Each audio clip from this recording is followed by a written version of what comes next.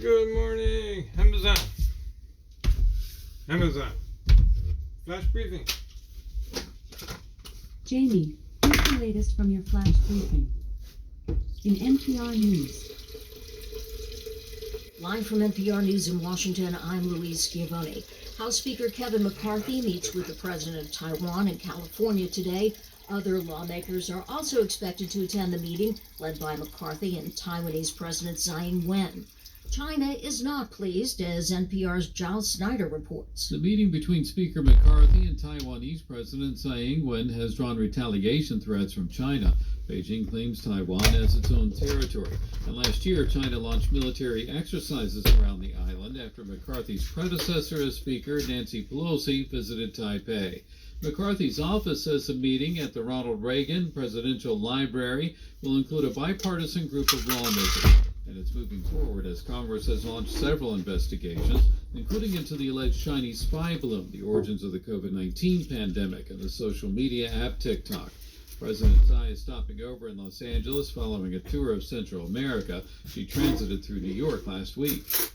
Giles Snyder, NPR News. After an intense day where he became the first former president in U.S. history to be indicted, Donald Trump and his legal team are strategizing next steps. Trump told a Mar-a-Lago crowd last night, "As it turns out, virtually everybody that has looked at this case, including rhinos and even hardcore Democrats, There it goes. I'm say there untouchable. is no crime and that I'm it should untouchable. never have been brought." Trump pleaded not guilty to 34 felony counts in Manhattan criminal court in a case brought by Manhattan District Attorney Alvin Bragg, Just who described the political charges this way. jargon 34 for the false elections. statements That's all it is. made Because they to want him cover up elected. other crimes. You know how I bounce back and forth. These are felony Democrats crimes versus in New York Republicans. State, No, no needs to be matter third party. who you are. In this case, the former president is next due in court in December. The Wisconsin Supreme Court will soon have a liberal majority for the first time in 15 years after yesterday's election. In upcoming considerations, the volatile issues of abortion and redistricting are expected to take center stage. Wisconsin Public Radio's Anya Van Wantingtonk has more. Janet Protasevich sounded jubilant when she addressed supporters in Milwaukee on Tuesday night. Our state is taking a step forward to a better and brighter future, where our rights and freedoms will be protected. Her win could herald They should already significant been political protected. change in Wisconsin. After she takes her seat, We got a the court is constitution. likely to weigh in on abortion access and the state's controversial legislative maps. Her opponent, Dan Kelly, warned that her win would politicize the court. Both candidates in the nonpartisan race were backed by political parties and millions in ad spending. For NPR News, I'm Anya Van. On Wall Street, the Dow is now unchanged, the Nasdaq off 179. This is NPR. In southeastern Missouri, first responders searched for victims of a tornado that tore through a neighborhood of homes and businesses before dawn. Missouri State Highway Patrol said injuries and fatalities have been reported in Bollinger County. The twister emerged from a storm front sweeping across the Midwest and South. Some 24 What is this million fascination Americans with the are twisters? under the threat of possible tornadoes and severe thunderstorms throughout today.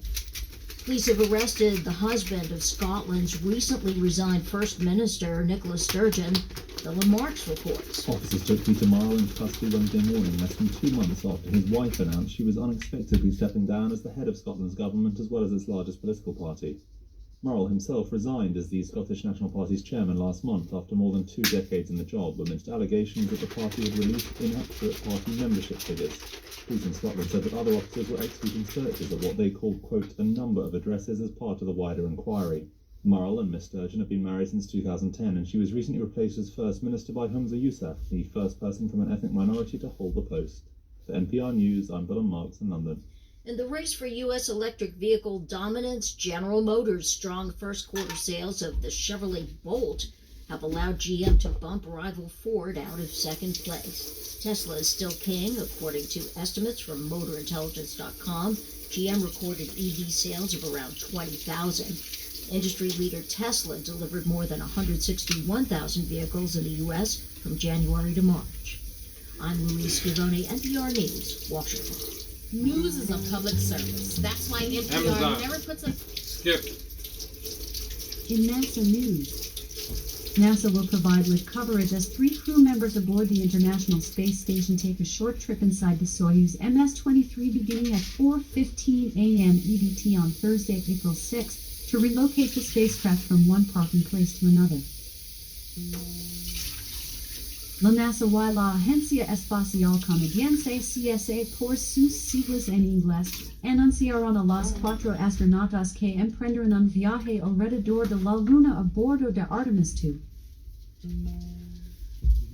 NASA and the Canadian Space Agency CSA announced the 4 astronauts who will venture around the moon on Artemis II, the first crewed mission on NASA's path to establishing a long-term presence at the moon for science and exploration through Artemis. The agencies revealed the crew members Monday during an event at Ellington Field near NASA's John.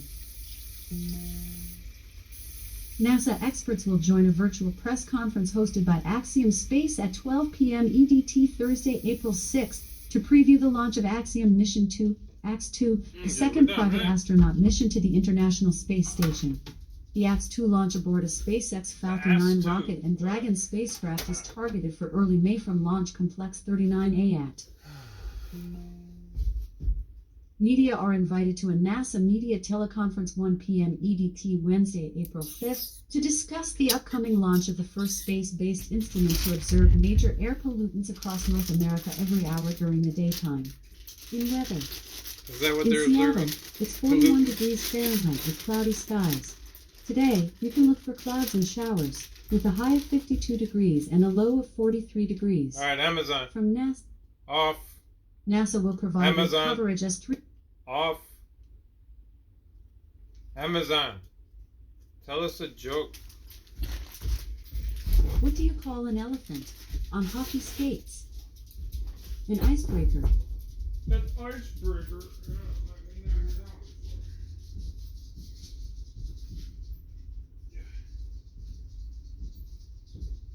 Okay, everybody. I got a lot of work to do today. Physical labor. Yeah. Have fun out there. Enjoy the sunshine if you got it. Peace.